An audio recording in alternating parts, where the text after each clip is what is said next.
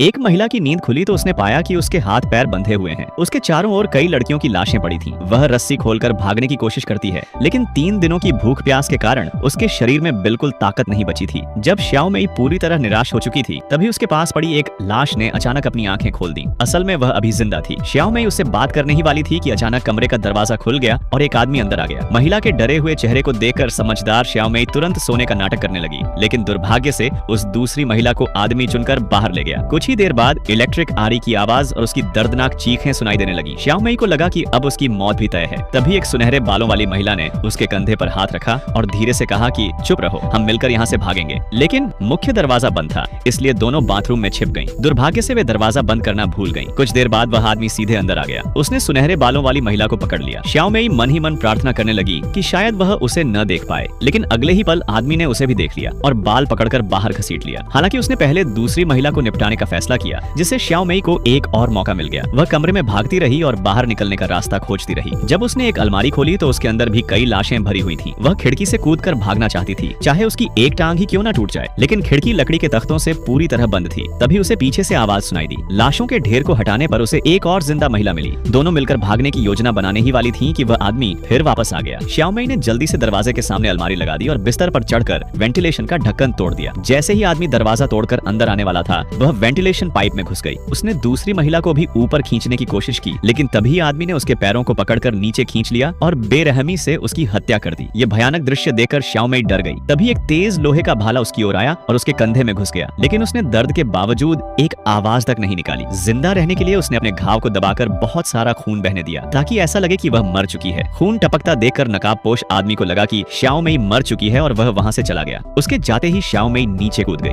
कहानी यहीं खत्म नहीं हुई है। आखिर श्याओ मेई के साथ नकाबपोश ने क्या किया, ये जानने के लिए कमेंट करें पार्ट 2। और हाँ, वीडियो को लाइक, कमेंट और सब्सक्राइब करना न